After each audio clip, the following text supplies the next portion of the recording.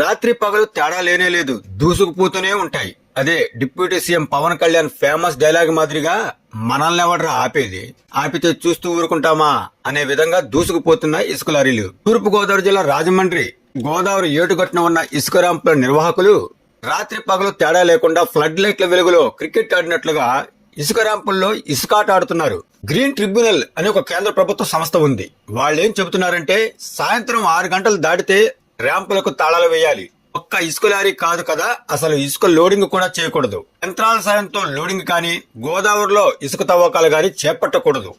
పలు కఠిన ఆదేశాలు జారీ చేశారు. అయినా సరే గా ముచ్చట్లన్నీ ఏడనైనా నడుస్తాయేమో గాని మన రాజమండ్రిలో గిట్ల నడవవు, తీరుగా సాగుతోంది.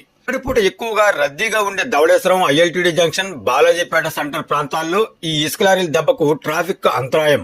రాత్రి అయితే చెప్పేదేముంది, రయ్యమంటూ ఇసుక లారీలు రోడ్లపై పరుగులు పెడుతూనే ఉంటాయి. పోతే ఆ ర్యాంపుల్లో సాక్షాత్ అధికార పార్టీ పాలకులే వాటాదారులు కాబట్టి వాటి సంగతి మర్చిపోవాల్సిందే. అంటే ముందుకు వచ్చిన అధికారికి బదిలీతో లాగి పెట్టి కొడతారనే ఆరోపణలు కూడా ఉన్నాయి. తనకైతే రాజమండ్రి గోదావరి ఏటుగట్టున ఉండే ర్యాంపుల నుంచి ఇసుక లారీలు భారీగా 24/7 రన్నింగ్ లో ఉంటున్నాయి. రోడ్డంతా ఇసుక. పగటిపూట వాటి వెనక ఎవరైనా బైక్ పైన వెళితే బండెడు ఇసుక ఇంటికి ముసుకుపోవాల్సిందే.